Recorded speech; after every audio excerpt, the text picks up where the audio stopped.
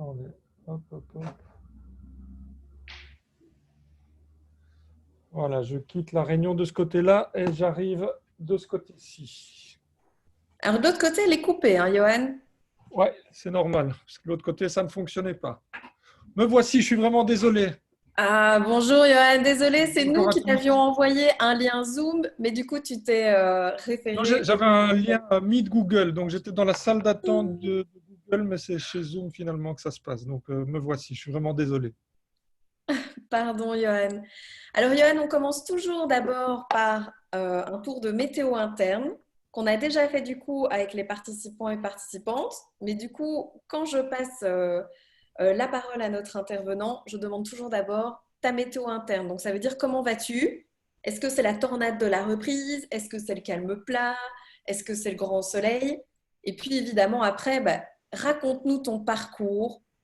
Alors, ce qui nous intéresse, ben, c'est le parcours de l'homme déjà que tu avais fait à l'écho et au soir. Puis maintenant, bah, tu es devenu entrepreneur aussi, vu que tu es cofondateur de LN24 depuis presque un an. Et puis comment LN24 a pu démarrer sur les chapeaux de roue en moins d'un an pour déjà être autonome et indépendante aujourd'hui.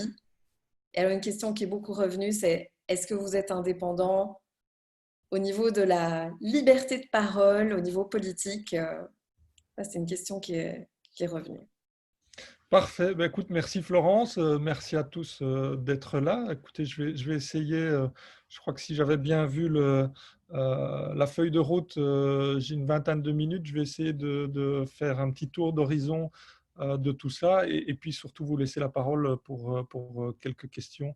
Voilà. Donc, en ce qui concerne la météo, on est comme toujours dans la tornade. C'est normal, mais une tornade ensoleillée, hein, donc il y a pas de souci. Mais ça va vite, ça va fort, comme toujours. C'est la vie de l'entreprise et c'est comme ça qu'on l'aime aussi. Alors, je m'appelle Johan Condetz, j'ai 44 ans, je suis né à Bruxelles de parents flamands, mais je suis élevé en français. J'ai un parcours assez linéaire, classique, rien à signaler. J'ai fait des études de journalisme à l'ULB, puis j'ai fait des études de relations européennes à l'université de Strasbourg. Et puis quand je suis rentré de Strasbourg, j'ai cherché un financement pour un doctorat que je n'ai jamais trouvé, pas le doctorat, mais le financement. Et finalement, les hasards de la vie m'ont conduit à répondre. J'avais fait un stage au journal Le Soir dans le cadre de mes études. Et le journal Le Soir m'a rappelé. Et finalement, de fil en aiguille, j'ai commencé un parcours assez classique, d'abord comme journaliste pigiste, et puis les piges s'accumulant, on me sollicitait de plus en plus. Je suis devenu salarié et je suis rentré au service économique sous la houlette à l'époque de Béatrice Delvaux, qui était la chef du service économique à l'époque. Et puis j'ai remplacé à un moment donné Béatrice Delvaux, qui est elle devenue rédactrice en chef. Et j'ai remplacé Béatrice comme chef du service économique en pleine, juste à la veille de la crise économique de 2008, donc en pleine tempête, et c'était une expérience assez fabuleuse. Et puis en 2013, j'ai rejoint le journal L'Écho, où là je suis devenu rédacteur en chef de L'Écho, et où j'ai comment dire, mené une réforme assez fondamentale du journal, puisqu'à l'époque c'était un journal très financier, et donc l'objectif a été d'en faire un journal business, de redessiner une assise en termes de lectorat, et ça a été un beau succès, puisque 2 ans plus tard, c'était, et c'est toujours d'ailleurs, le seul journal qui gagne des lecteurs en Belgique francophone, avec des chiffres qui donnent le tournis, puisque on a atteint des plus 10% sur un marché qui est en croissance, en décroissance structurelle de plutôt moins 5 à moins 10% par an dans les autres journaux. Donc c'était une gageure assez importante, et elle a été relevée. Et puis en 2018, il y a cette idée folle, en fait en 2017 pour être exact, puisque à ce moment-là, il y a une rencontre entre trois hommes, Boris Portnoy, Martin Buxan, que j'avais été chercher comme journaliste, journaliste politique, qui était à l'époque au Morgan, et que j'avais recruté pour l'Écho. Et donc, à trois, on se dit qu'il y a quelque chose à faire dans le secteur de l'image. On fait le constat qu'il n'y a pas de chaîne d'information en continu en Belgique. Et on se dit qu'il y a une place à prendre. Et donc, petit à petit, on va dessiner un projet, on va élaborer un business plan.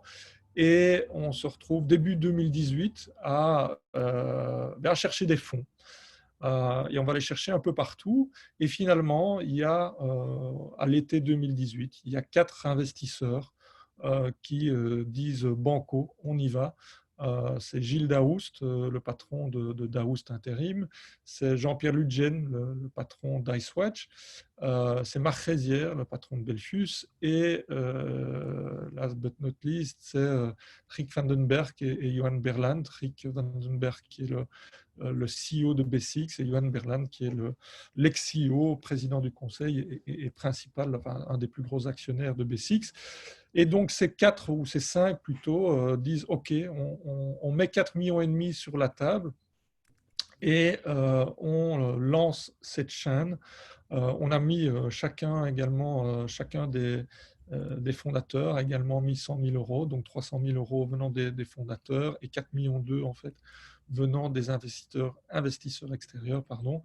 Et donc voilà, on est parti avec 4,5 millions de capital à la fin de l'été 2018. Donc moi j'ai démissionné de mon poste, Martin Buxan également, Boris Portnoy lui avait déjà sa boîte. Donc voilà, il n'y avait plus rien à faire.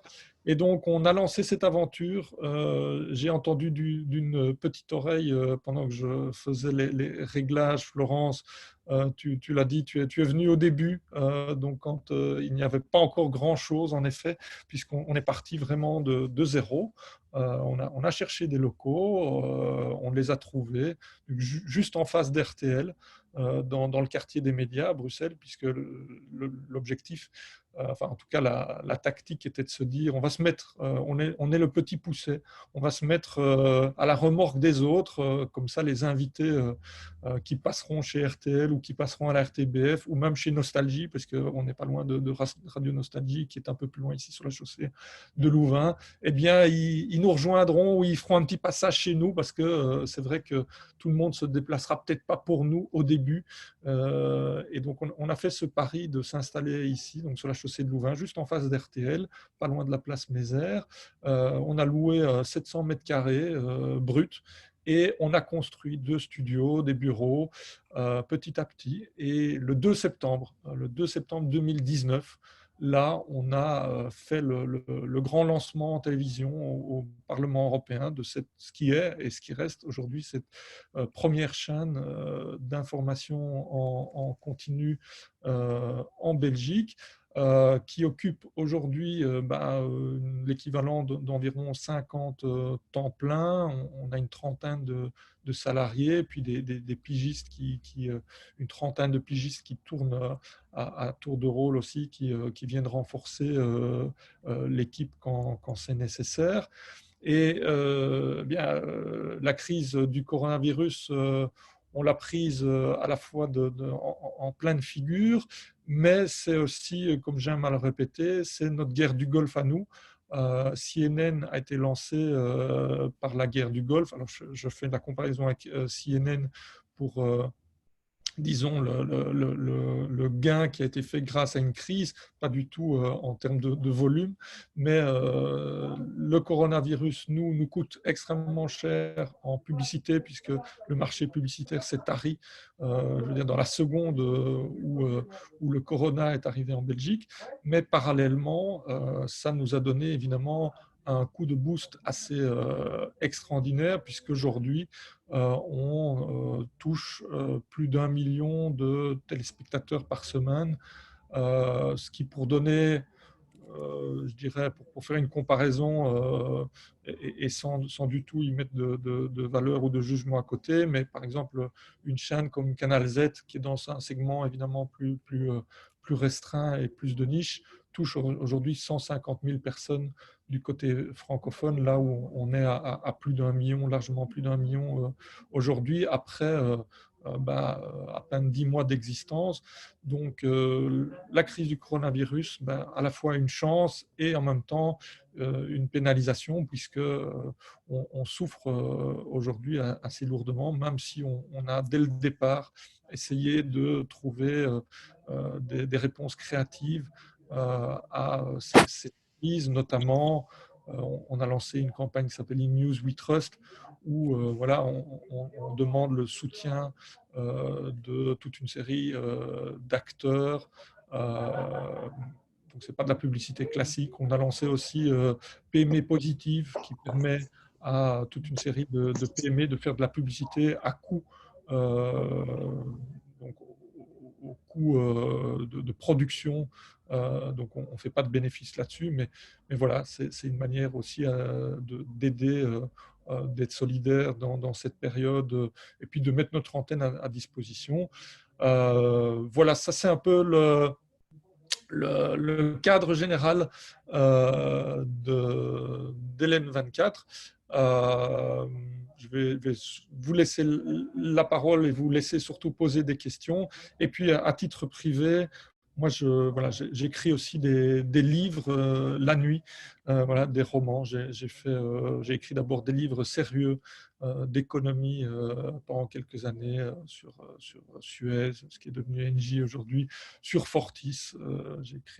J'ai coécrit un livre sur l'affaire Fortis en 2009. Voilà, qui a eu beaucoup de succès d'ailleurs à cette époque-là. Et depuis quelques années maintenant, je me suis lancé dans les romans. Donc j'ai écrit 2 romans jusqu'à présent, et il y en a un troisième qui est dans le pipe, mais comme j'ai beaucoup de travail pour l'instant, il faudra encore un peu attendre pour qu'il puisse voir le jour. Voilà, j'ai beaucoup parlé, je vais surtout vous laisser à vous poser toutes les questions qui vous passeraient par la tête sans aucun tabou. Voilà. Alors tout d'abord, Johan, je suis impressionnée par la transparence des montants que tu nous livres aussi. Je trouve ça super chouette qu'on puisse aller dans l'intimité des premiers pas de LN24. Alors il y avait des articles qui disaient LN24 marche déjà au bout de 8 mois. Ça veut dire quoi concrètement justement au niveau des chiffres? Pourquoi est-ce qu'on dit d'un média qu'il marche? Ça veut dire quoi? Alors ça ne veut pas dire grand-chose en fait. Ça veut dire tout simplement que pour le business model qui est celui d'Hélène 24, donc qui est un business model qui finance en fait la chaîne via la publicité, ça veut dire qu'il y a au moins une des deux, comment dire, un des deux facteurs essentiels à la survie de la chaîne qui est rencontré pour l'instant. Donc, il faut 2 facteurs essentiels. C'est de l'audience et son pendant de la publicité. Donc, il est difficile d'avoir de la publicité sans audience. Donc, c'était le défi du lancement, c'était d'essayer de rencontrer un public assez rapidement qui permettrait d'aller chercher de la publicité qui permet de financer le média.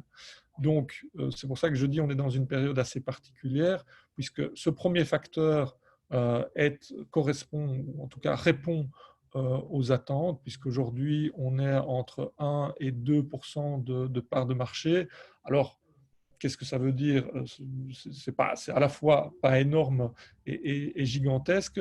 Il faut imaginer que les chaînes d'infos françaises, par exemple, en première année de lancement, avoisinaient les 0,4-0,5 de part de marché au moment de leur lancement. Donc, on est en avance sur nos plans de ce point de vue-là. Donc, le premier facteur, celui de la notoriété et de l'audience, est occupé à être peu à peu rencontré. Le deuxième facteur nécessaire, et qui est le pendant du premier, c'est les revenus publicitaires. Alors là, pour l'instant, on n'y est pas encore, mais on est en pleine crise.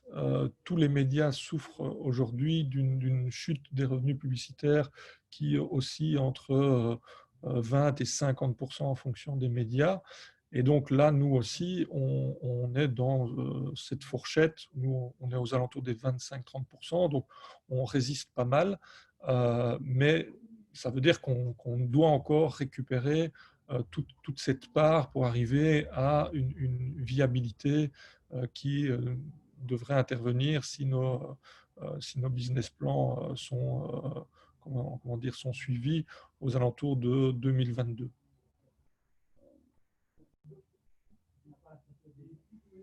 Par contre, je ne vous entends plus là.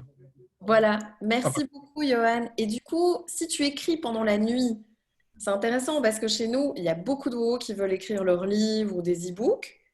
mhm. Quand est-ce que tu dors? Comment tu gères ton temps? Donne-nous quelques clés, s'il te plaît. Ça m'intéresse beaucoup. Comme vous le voyez bien à ma tête, je ne dors malheureusement pas beaucoup, pas assez. Voilà. Donc là, je n'ai pas vraiment de secret à partager, si ce n'est que voilà, je ne dors pas beaucoup, mais peut-être que ce n'est pas une bonne idée de ne pas dormir beaucoup. Est-ce que tu es en couple et du coup, ta femme prend en charge l'organisation du foyer pour que justement tu te livres pleinement à ton travail? Alors, je suis en couple, oui, tout à fait. Et en effet, ma femme se charge de... Enfin bon, j'ai des grands-enfants, donc euh, on a passé le cap de tous les soucis, enfin soucis en tout cas, de la problématique des plus petits. Mais on se partage plutôt les tâches ménagères. Donc, voilà. Mais pour tout ce qui est, disons, plus contrainte horaire, elle s'en charge. Donc, en effet, on ne va plus chercher les enfants à l'école, mais bon, être plutôt à la maison vers 17h, bah, c'est plutôt elle qui répond à ces contraintes, ou alors conduire l'un ou l'autre à une activité sportive ou autre, ben, c'est plus elle qui s'y colle que moi, ça c'est sûr. Mais je me rattrape, je vous rassure. Je vois qu'on est dans une assemblée plus féminine. Rassurez-vous, je me rattrape sur plein d'autres choses. Je fais la cuisine, je fais la lessive. Donc voilà, mais ça, je peux le faire pendant la nuit, enfin, à d'autres moments, enfin, pas la cuisine, mais la lessive. Voilà, donc je me rattrape à d'autres moments. Donc plutôt les contraintes horaires, c'est plutôt pour elle. Ouais. Alors, je vois qu'on a une question de Julie. Julie, peux-tu allumer ton micro pour la poser directement à Johan? Bonjour Johan, vous m'entendez? Oui. On Oui. t'entend. Voilà, j'ai une question. Pour me présenter très courtement, j'étais 5 ans RH et puis responsable des opérations pour les journalistes de la RTBF. J'ai quitté au mois de mars et donc je me demandais comment vous faites pour motiver vos équipes par rapport à l'attrait des plus grands, justement. Comment vous faites pour garder les gens et pour les motiver par rapport peut-être à des moyens où il faut être plus débrouillard, plus agile qu'en face où on est peut-être plus confortable, etc. Mais justement, on a les qualités de nos défauts et les défauts de nos qualités. C'est-à-dire que ce qui, je pense, mais tout d'abord, il y a une motivation globale par rapport au projet. Moi, j'ai toujours accordé beaucoup d'importance à ça dans toutes les équipes que j'ai eu la chance de pouvoir diriger, coacher. C'est d'abord, comment dire, c'est le fait de réunir les gens autour d'un projet et de la profondeur, la pertinence du projet. Et donc, il y a ce premier point qui est d'abord motiver les équipes autour du projet journalistique. Et c'est un projet journalistique qui se veut... alors, tous, tous les projets journalistiques que j'ai entendus vont dans le même sens en théorie. Malheureusement, dans la pratique, ça dévie parfois. Donc ici, je vais dire, l'objectif est sans doute le même que dans beaucoup de médias, mais on essaye vraiment d'aller au bout. C'est-à-dire, c'est un objectif journalistique qui veut de la qualité, qui veut de l'indépendance, qui ne veut pas de tabou, qui veut une pertinence dans le traitement, la profondeur, l'équilibre des choses aussi.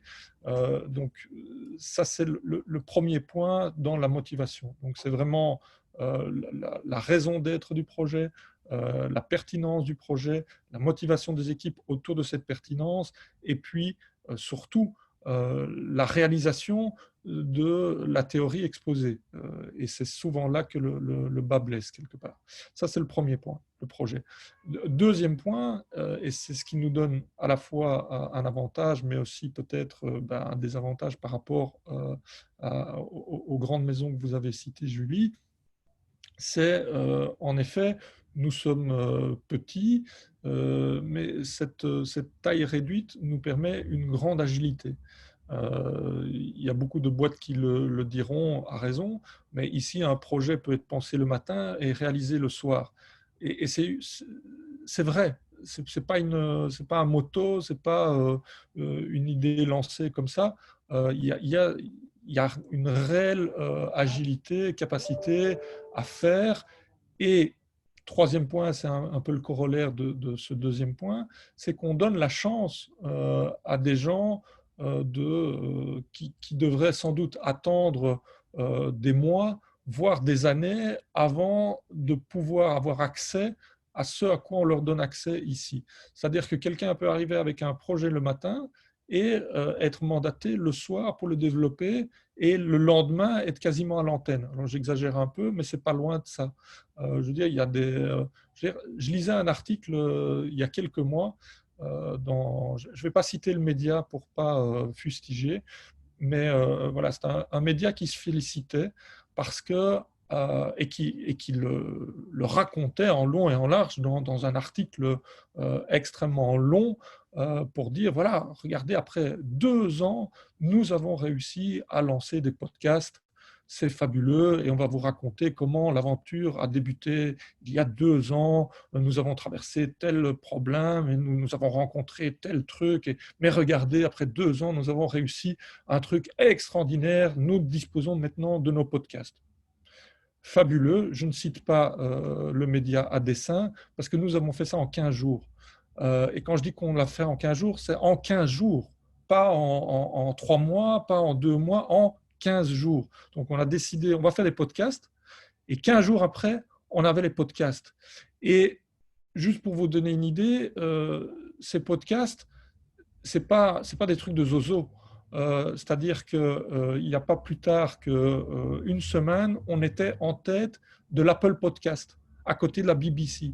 Donc, c'est pas non plus n'importe quoi. C'est pas pour dire oui, on le fait vite, tac tac sur un coin de table, et on peut dire qu'on a fait un podcast. Non, on l'a fait vraiment en 15 jours, et on a fait quelque chose qui tient la route, qui est qualitatif. Donc voilà, mais ça, c'est cette capacité à être agile, c'est le projet qui a du sens, et puis c'est, troisième point, et c'était le dernier point, c'est cette force de pouvoir donner la chance rapidement à des gens qui s'en saisissent, et qui vont donner plus peut-être que dans des grandes maisons où, c'est pas à vous que je dois le dire, Julie, et c'est pas du tout pour fustiger encore une fois ou pour critiquer, mais voilà, dans un grand paquebot, quand on veut voilà, faire un projet, ben ça nécessite 17 formulaires jaunes, oranges qui doivent passer par 3 étages, qui reviennent, et puis un an après, peut-être qu'on aura avancé. C'est la réalité des grands paquebots. Nous avons la chance, et j'espère qu'on va essayer de la cultiver, d'être un petit canot qui peut aller vite et être agile. Voilà. Merci. Avec plaisir. Merci beaucoup, Johan. On a une question de Laurent, qui est un financier. Alors la question est financière. Vas-y, Laurent, je te laisse poser ta question sur le break-even. Alors, je voulais savoir effectivement, Johan, si vous étiez déjà arrivé au break-even, et si c'est le cas, félicitations, et s'il y avait un secret, une recette pour y arriver si vite. Et une seconde question, si vous avez dû faire appel à un refinancement depuis la création de l'EDN24, ou bien si le plan financier initial était tout à fait pertinent, judicieux, et vous permet de fonctionner avec succès. Vous connaissez. Alors Laurent, merci pour la question et malheureusement, je n'ai pas encore trouvé cette baguette magique qui permet, et certainement dans le monde médiatique, d'arriver au break-even dans l'instant, ni l'autre baguette magique qui permet d'avoir un business plan initial qui était merveilleux et qui est suivi à la perfection. Non, on a dû se nourrir de, je dirais, de l'expérience rapidement acquise et de notre agilité aussi qui a permis de modifier, de rectifier le business plan en cours de route, je pense que là, on a dû le rectifier une fois.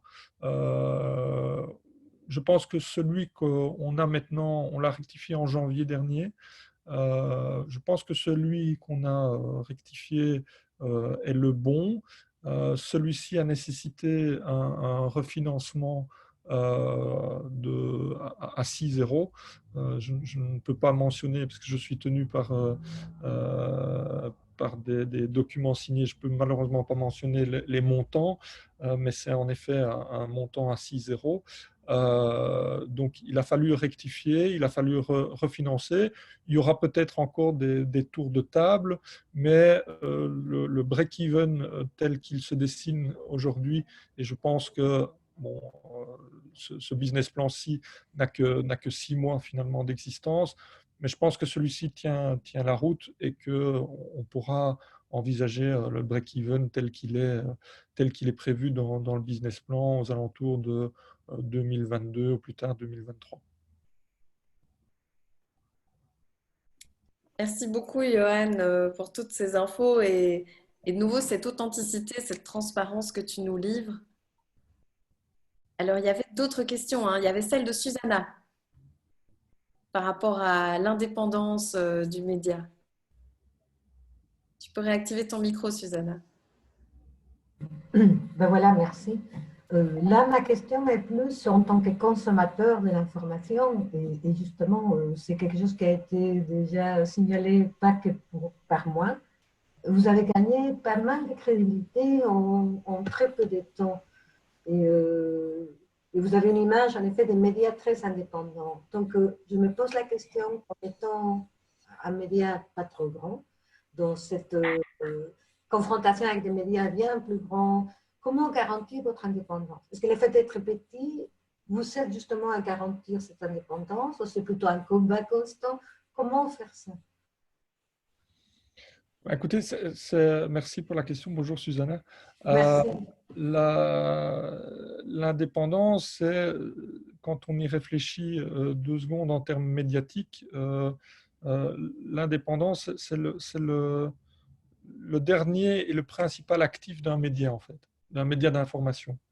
Donc, c'est vraiment le fondement, le fondamental d'un média d'information. Alors, on a cette chance de ne pas être, même si on est parti de zéro dans la création de ce média, on a aussi la chance d'être, entre guillemets, je suis désolé pour l'immodestie, mais d'être des personnalités médiatiques. Martin Buxan et moi-même, on a un track record, on a une expérience qui nous ont permis aussi d'arriver avec une certaine aura de ce côté-là.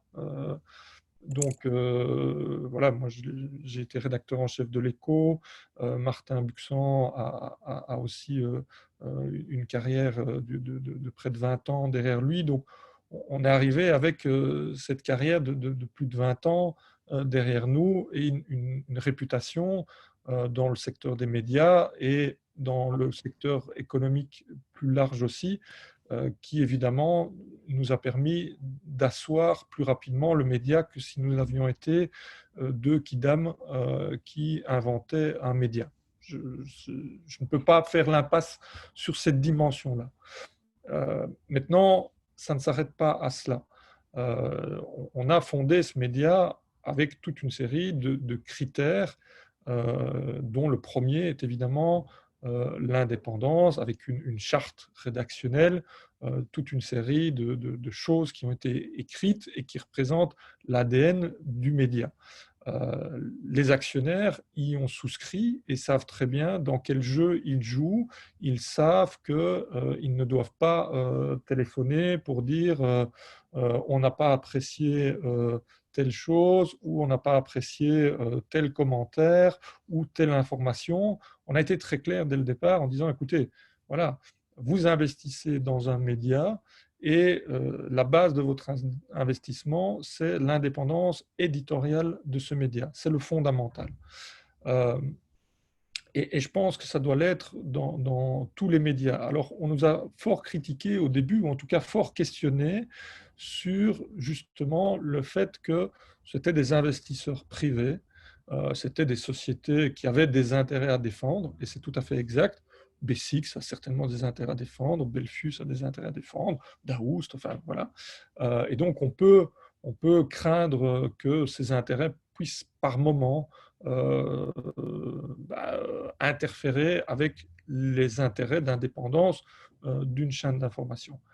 On a justement mis en place toute une série de garde-fous au niveau du conseil d'administration, au niveau du comité de direction, donc au niveau de la structure, l'architecture de décision du média pour faire en sorte qu'il ne puisse pas avoir justement une influence entre l'actionnariat et le rédactionnel, l'éditorial. Et je dirais, pour l'instant, ça fonctionne extrêmement bien. Et ce risque, parce qu'une des critiques qui était faite lors du lancement, c'était justement le caractère privé de cet actionnariat. Et c'est des questions que j'ai eues notamment à la RTBF. Moi, j'ai toujours dit, et j'ai aussi eu l'occasion d'aller défendre cette position dans certaines universités, dit ce n'est pas l'actionnariat qui fait la différence, c'est vraiment la structure qui est mise en place pour protéger l'éditorial de l'actionnariat. Si cette structure est puissante et si le business model qui la sous-tend et qui permet d'avoir une indépendance financière est crédible, à ce moment-là, l'actionnariat peut ne pas interférer. Je vais prendre un exemple.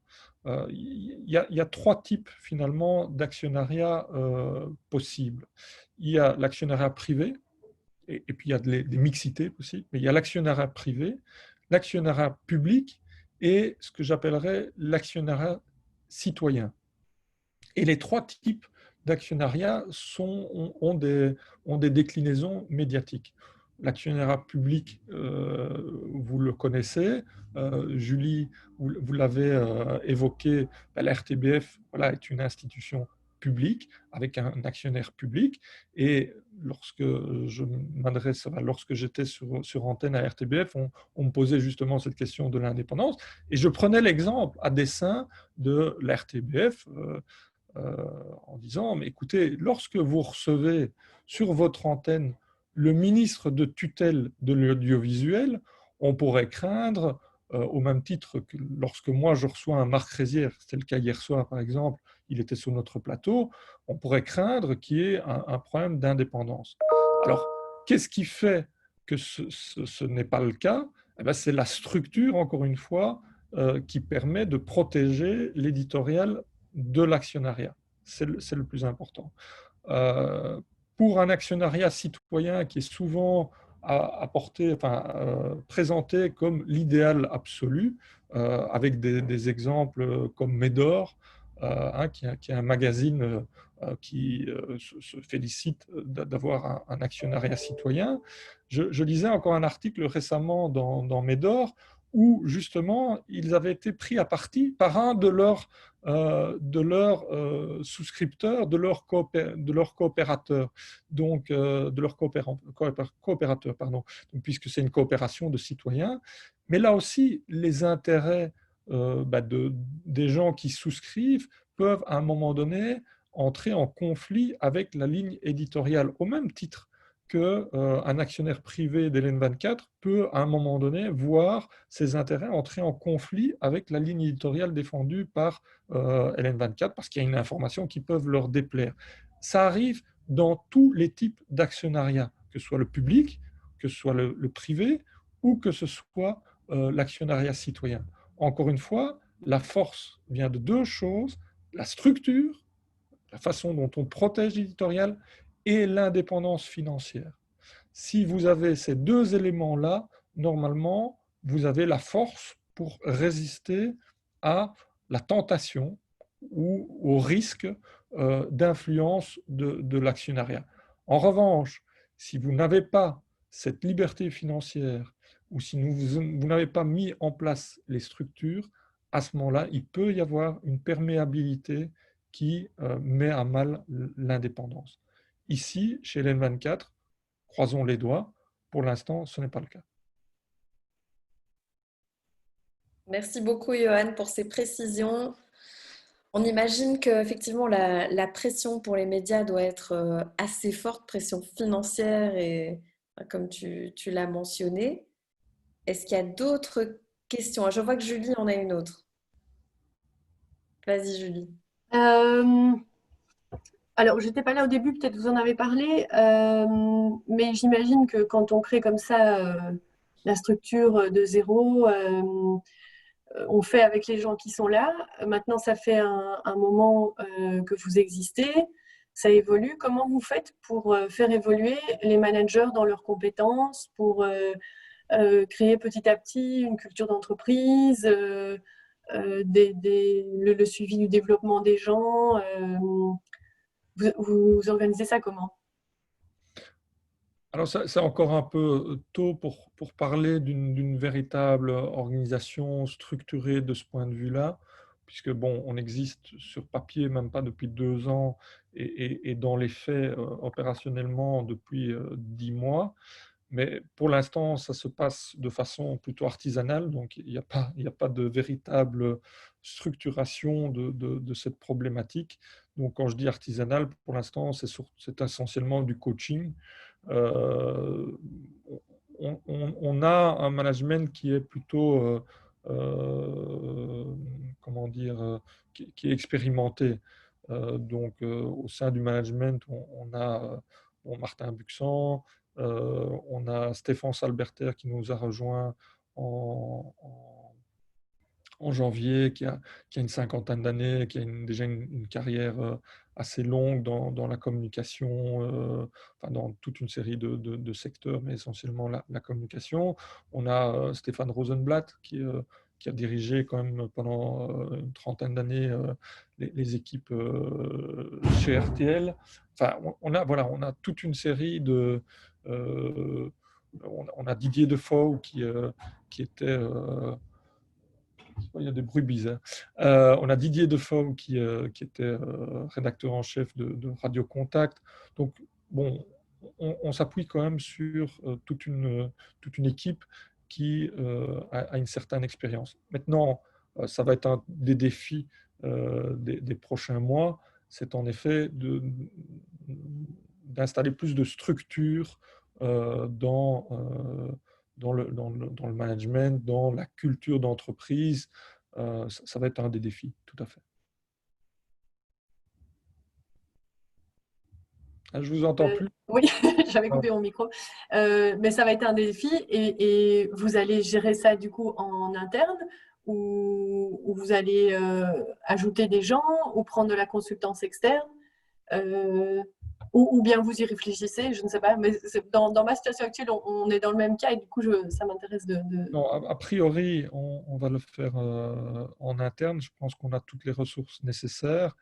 Maintenant, il n'est pas exclu que sur certains aspects, on puisse faire comment dire, faire appel à de la consultance externe, mais vraiment dans des aspects précis et pour éventuellement des éléments, je pense à de la formation continue, du coaching, ce qu'on a déjà fait d'ailleurs.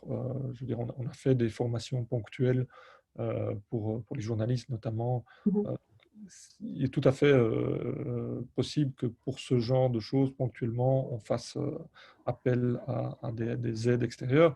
Mais pour une structuration, je dirais, de plus long terme et pour vraiment une création de culture d'entreprise, là, on compte plutôt sur sur l'interne.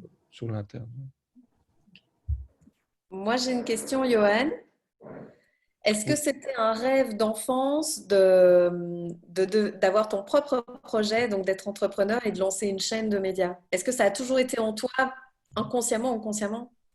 Alors, pas du tout. Moi, je voulais devenir écrivain, voilà, mais je n'avais pas les moyens pour le devenir et je n'ai toujours pas les moyens pour ne me consacrer qu'à cela. Donc, je dois travailler tous les jours. Peut-être qu'un jour, j'y arriverai. On ne sait jamais. Non, c'est un goût qui est venu. C'est marrant d'ailleurs.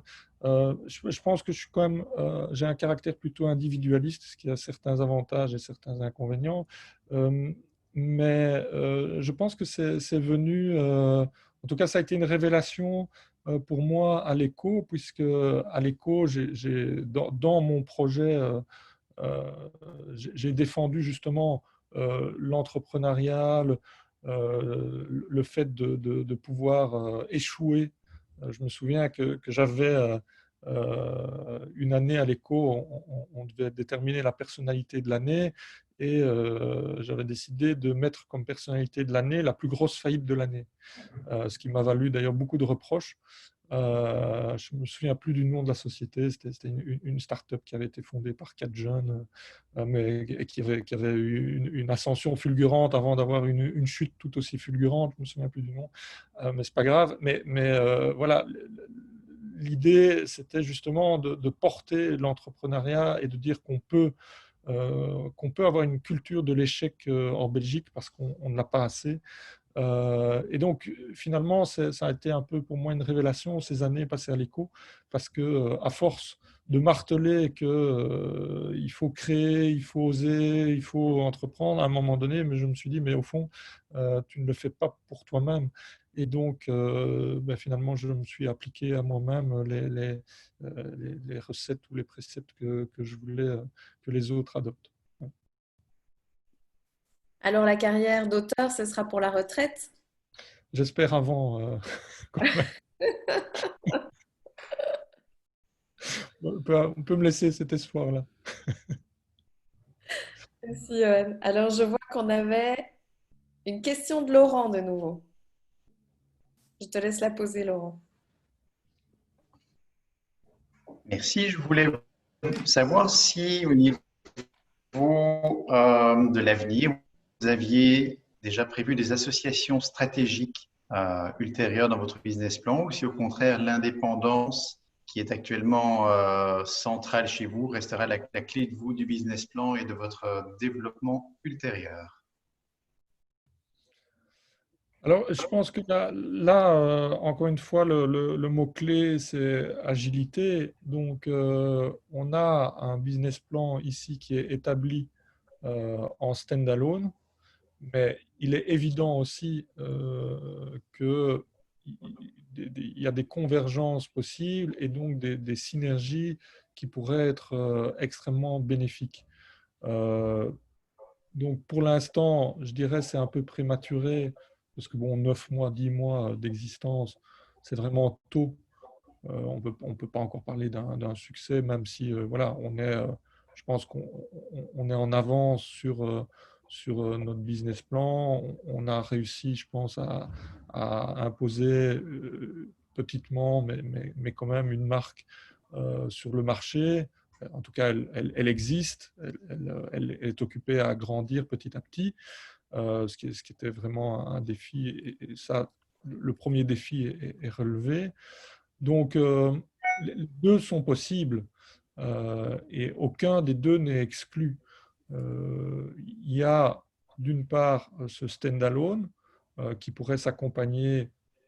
Dès le départ, on avait pensé à un projet national, on a dû faire un peu marche arrière et rester, en tout cas développer dans un premier temps un des deux côtés de la frontière linguistique.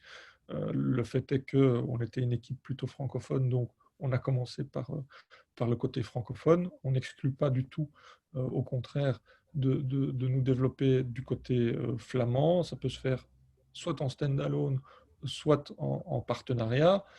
Et alors, on peut encore aller plus loin. Si on développe ça, et même sans développer ça, on peut tout à fait évoquer des partenariats possibles qui déboucheraient sur des synergies de coûts assez importantes. Mais donc, pour l'instant, c'est encore prématuré. Est-ce qu'avec 150 000 spectateurs, Canal Z est déjà en vitesse de croisière à un nombre suffisant d'audience? Non, Canal Z, selon mes informations, mais bon, c'est très difficile comment dire, même si Roularta est en bourse et donc devrait offrir une transparence en la matière, je pense que Canal Z, et je parle de l'entité Canal Z dans son ensemble parce que j'évoquais 150 000, une audience de 150 000 téléspectateurs par semaine pour le versant francophone de Canal Z. Mais vous le savez, il y a aussi un versant néerlandophone qui est un peu plus successful, puisque là, ils ont, selon les chiffres SIM, 350 000 personnes par semaine.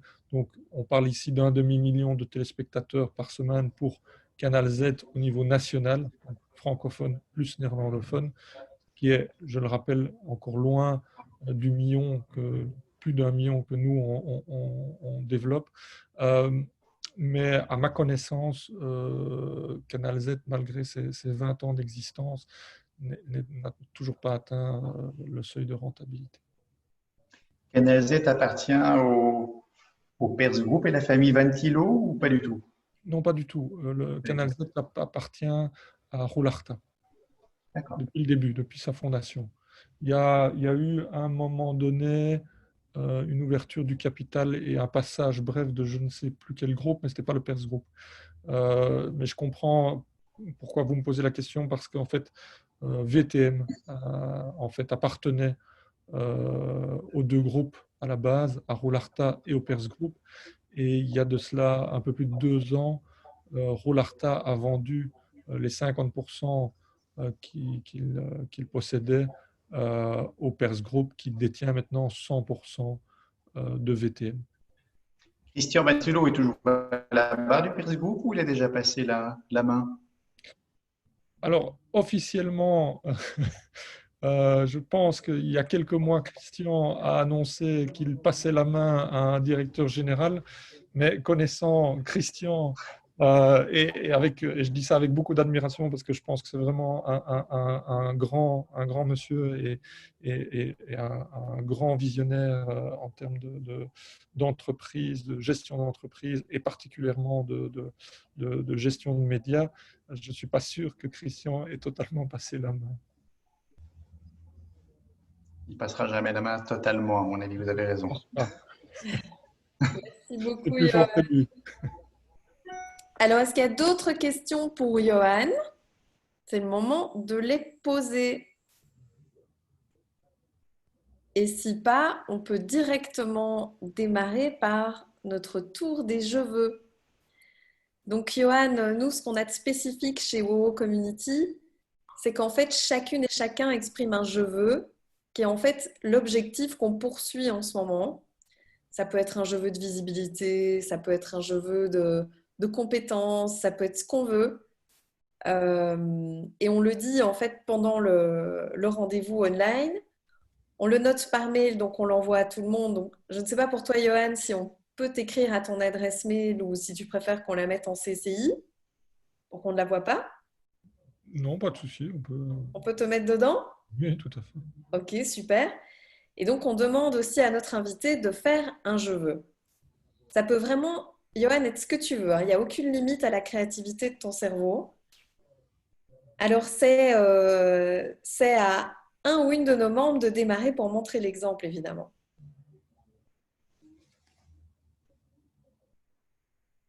Donc, Susanna, Laurent, Valérie, montrez l'exemple, prenez la parole pour exprimer un de vos je veux et nous, on les note. On les note dans la textbox et on vous les enverra par mail.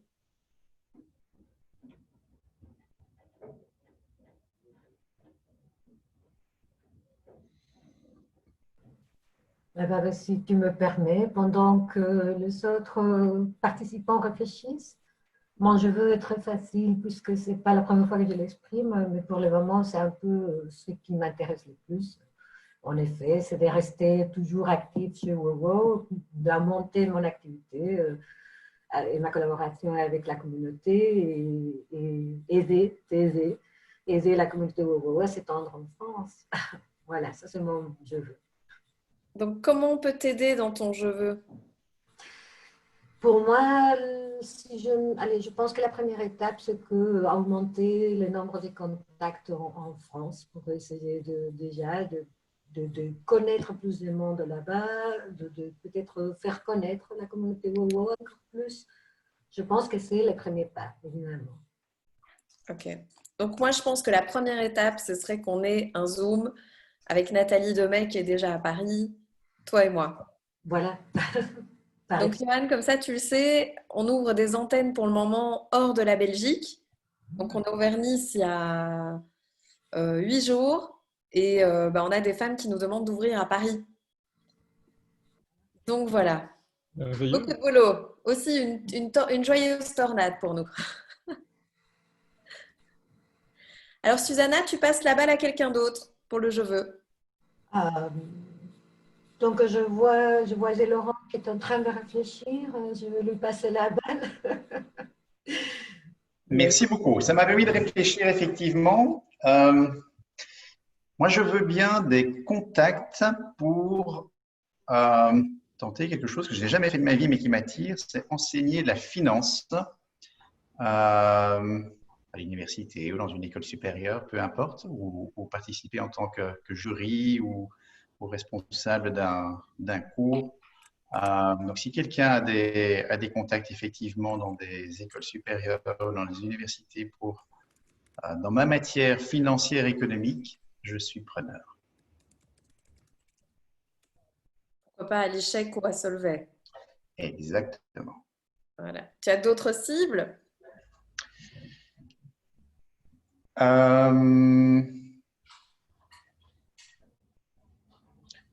Peut-être à l'EFF ou à Saint-Louis, ou je ne sais pas où sont les besoins éventuels. Tu passes la balle à quelqu'un d'autre. Alors, je vais passer la balle à Johan. Voilà. Merci Laurent. Si je peux aider pour les contacts, ce sera avec plaisir.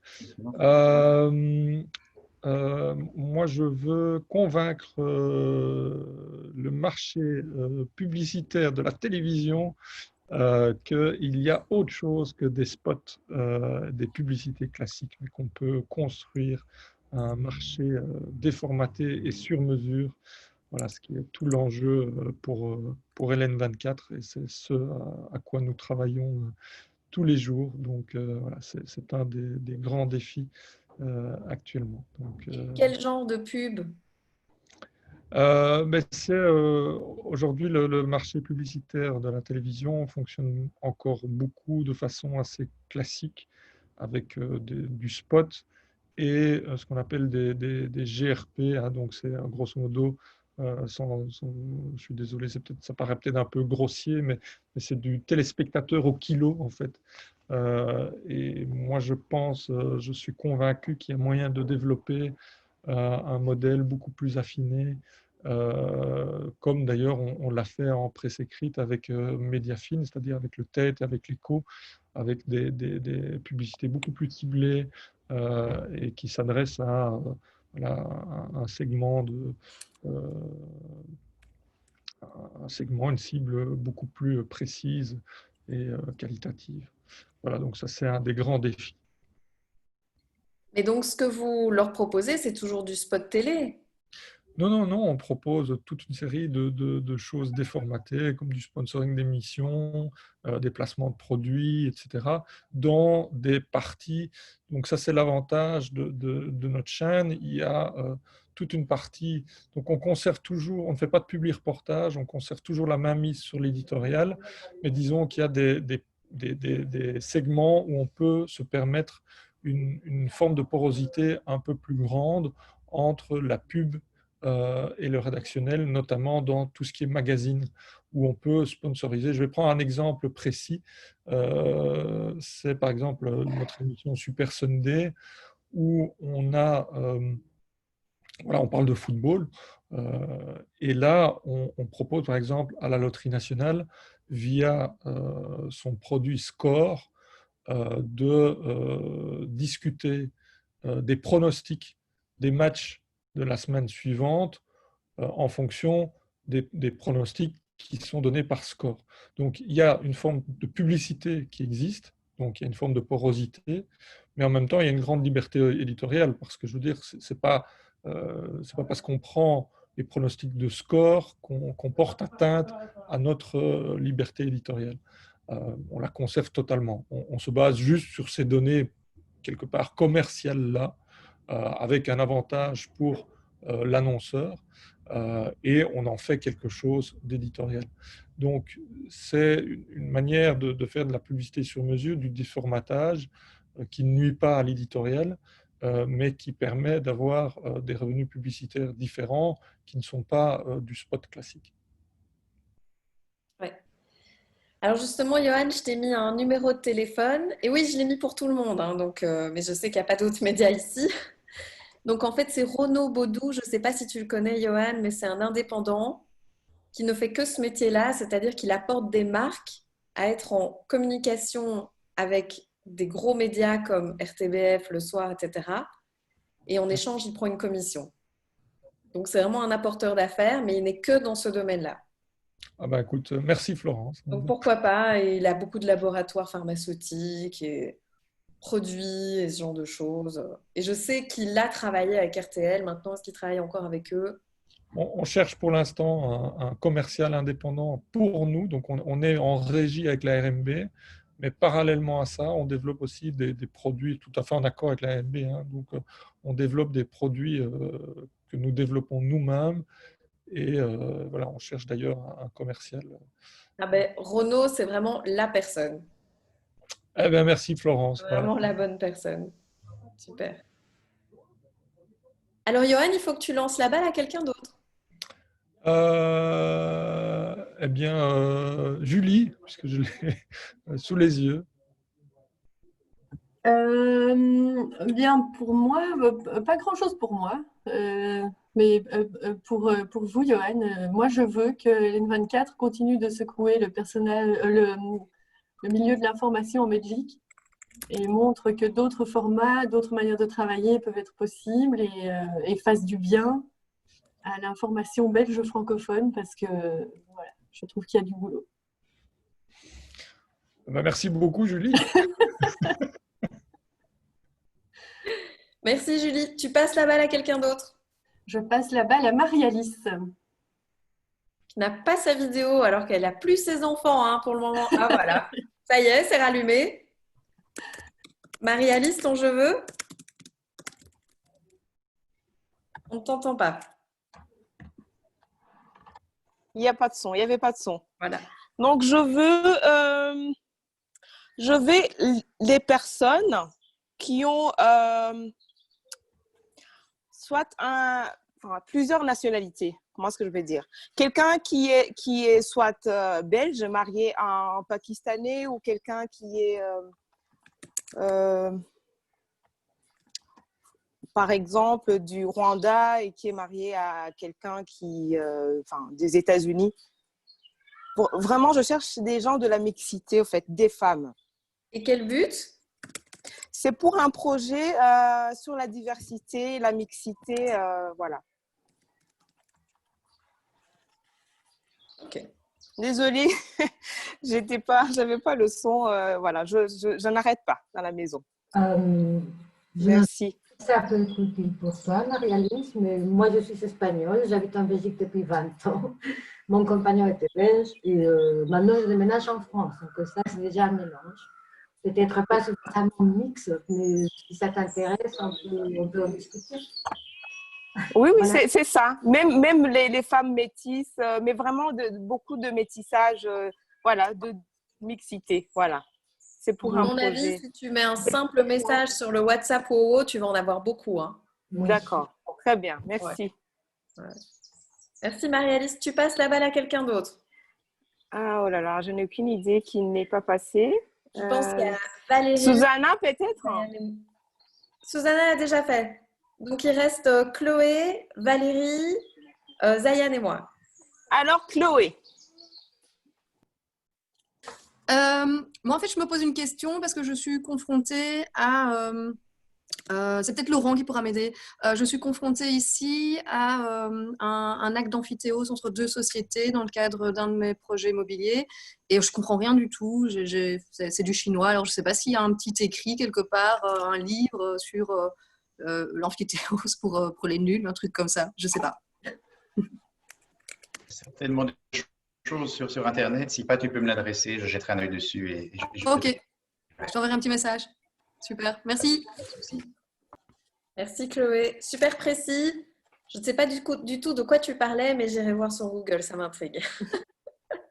Par contre, Florence, moi j'ai un petit souci, c'est que je vais devoir malheureusement accueillir une personnalité politique dans quelques instants parce que Martin, qui devait le faire, nous a laissé, pour tout vous dire. Donc, il me demande d'aller l'accueillir. Donc, je vais devoir vous laisser dans 2-3 minutes. Donc, ne m'en Super. veuillez pas. Est-ce que du coup, Chloé, je peux te demander exceptionnellement de me choisir pour mon je veux? Oui, oui, oui, oui. Je peux profiter de la présence de Johan. Merci. Voilà. Donc, mon je veux depuis quelques semaines, c'est d'écrire une carte blanche ou de la filmer. Mon cœur balance entre les deux. Et en fait, quelque chose que j'ai vraiment envie de changer, c'est le congé de maternité en Belgique, de le rendre égaux avec le congé de paternité, parce qu'en fait, ça va changer beaucoup de choses et que je pense que c'est le moment pour justement aussi contrebalancer le chômage qui va arriver et aider les femmes à être encore plus autonomes, travailleuses et indépendantes et finalement qu'elles puissent réaliser leurs ambitions. Donc, je ne sais pas comment faire. Je ne sais pas comment tu fais, Johan, pour écrire comme ça. Et voilà, je voudrais... tous les conseils sont bons. Je voudrais en fait juste des conseils de votre part. Aussi simple que ça. Il existe, Florence, un réseau qui s'est créé à Bruxelles, qui a vu son origine au Canada, qui s'appelle Mère au front et qui travaille sur ce projet-là où c'est en cours, mais il y a quelque chose qui bouge à ce niveau-là. Mère au front. Et c'est en bilingue. Mothers in the world. Moi, j'en profite pour dire bon, je veux. Moi, je veux un contact presse ou média parce que je donne des cours de méditation adaptés à l'alimentation pour apprendre à manger en pleine conscience. Et je vais avoir un article dans l'Éventail et j'aimerais avoir un autre article dans un autre magazine. Donc, si quelqu'un, un journaliste qui connaît, qui peut me référencer, je suis preneuse. Pleine conscience avec la nourriture, vivre en pleine conscience, tout ce qui est mindfulness. Yes. Johan, si tu dois nous quitter, vas-y. Malheureusement, je dois vous quitter, mais juste pour réagir, peut-être le mieux, c'est d'écrire une carte blanche sur le sujet et de l'envoyer à différents journaux. Bon, parfois, c'est juste un papier dans une bouteille à la mer, mais parfois, la bouteille est quand même trouvée sur une plage et ça aboutit quand même. Donc, ça peut être une manière, voilà, une première manière d'entrer dans un média. Donc sur les sites des médias, il y a généralement le mail de leur page débat ou de leur page opinion. Et un bon texte est souvent gardé en réserve et n'est jamais perdu. Ça peut être une manière. Merci beaucoup, Johan. Merci Florence, merci à vous tous de m'avoir écouté et merci pour votre soutien en tout cas. À bientôt Johan, à bientôt à l'antenne. On te regarde. Au revoir. Merci. Alors, qui reste dans les jeux? Il reste Zayan, si Josie et Isabelle ne sont pas parmi nous. Zayan, un petit je veux. Peut-être que je te surprends, peut-être que tu n'en avais pas trouvé. Non, j'ai pas forcément de je veux, donc je vais dire que je veux que tous vos je veux se réalisent aujourd'hui. Et voilà, je voudrais remercier Johan, s'il n'est plus là, c'était très intéressant. Je vous remercie également d'avoir participé ici à l'événement et je vous souhaite une bonne journée. Et moi, je me demande pourquoi il y a moins de personnes sur des events comme celui-ci plutôt que sur des events développement personnel ou plus dans le concret comme prospecter sur LinkedIn, tunnel de vente, explorer ces zones d'ombre? Oui, moi j'étais curieuse aussi s'il y avait eu une diminution déjà la semaine dernière ou si c'était... Oui, oui, tout de Oui. même, oui. Oui, oui. Mais il y a des sujets, par exemple, comme je prospecte sur LinkedIn, qui n'arrêtent pas de fonctionner. Hmm. Donc, il y en a qui sont des bonnes recettes et qui fonctionnent toujours. Tu vois, je prospecte sur LinkedIn, il y a toujours une soixantaine de personnes. Mais même Richard Ruben n'avait pas fait un bon score, hein, alors que c'était en plein confinement. Donc, est-ce que notre persona aime moins les personnalités, veut plutôt des ateliers, des tips pratico-pratiques? Peut-être. C'est un bon sujet de réflexion. Personnellement, moi, j'apprécie beaucoup aussi les personnalités, les témoignages, Oui, comme celui qu'on a eu aujourd'hui, des personnes qui sont arrivées au bout d'une idée. Je trouve que c'est quand même de bons exemples et ça nous apprend à réfléchir. Il n'y a pas que la réalisation personnelle, il faut aussi s'arrêter à réfléchir un peu parfois. tout à fait. Et je trouve que le projet de rassembler les investisseurs de cette trempe avec 4,5 millions et d'engager une trentaine de salariés, c'est un beau challenge, quoi. Et ça peut être vraiment des exemples comment je dirais, motivants aussi. Ouais, Des autres qui sont arrivés au bout de ce qu'ils souhaitaient faire. Je trouve ça vraiment intéressant. Tout à tout fait. à fait. Mais Susanna, je vais fixer un rendez-vous avec Nathalie alors. Comme ça, on avance, vu que c'est dans 2 semaines et demie, toi, que tu déménages déjà. 2 mois, oui. En 2 semaines et demie. C'est un peu chaud au ce moment. Mais ça va. Donc, quand vous voulez, avec grand plaisir. Merci. Euh, Merci à vous tous et toutes pour votre temps. Est-ce qu'il y a d'autres choses à partager? Est-ce qu'il y a des duos? Est-ce que vous avez envie de nous raconter un autre duo qui s'est fait? Moi j'avais proposé la semaine dernière à Caroline Noël parce qu'elle avait une demande dans le CODEF qui n'avait pas été retenue. Donc c'était sympa d'avoir un temps à deux. Et alors de ce fait-là, il y avait Florence Kounratz et puis une autre personne aussi, Joël, qui avait voulu se joindre. Et donc comme mon trio s'est dissous pour des raisons d'être dépassé par le temps, mais c'était sympa ben, malheureusement, oui, je pense que il y en a qui sont au taquet sur des projets et qui ont plus le temps. Donc, euh, donc voilà, c'était sympa de donner suite. Et alors, je voulais demander à Laurent qui m'avait dit qu'il voulait bien aller relire mes textes de mes pages, s'il peut prendre un petit peu de temps et me répondre, ce serait super. Laurent, il a du boulot avec O. Comment? Il a du boulot avec O. Demain matin, il va déjà chez une autre O. Laurent, tu es là? Ton image est statique. À mon avis, ça a dû couper. Mais si tu lui envoies un petit mail, il le lira, Ouais, je vais lui rappeler. hein. Bon, je vous fais un gros bisou. On a dans les prochains events, on a Trouve ta mission de vie avec Marie-Aline Tillon. On a les lunchs de Codev qui ont lieu un jeudi sur deux. Je pense qu'ici, presque tout le monde est dans un lunch de Codev. Et on a aussi Evelyne Faniel qui revient avec ses zones d'ombre. Ah, Ouais, ouais. La semaine prochaine, je pense, mercredi prochain. ah. Merci beaucoup à toutes. Je vous fais un énorme bisou. Moi, j'ai beaucoup apprécié. Je vous embrasse très fort. Bonne journée à tous, toutes. Bonne journée à toutes. Merci beaucoup. Merci à tous.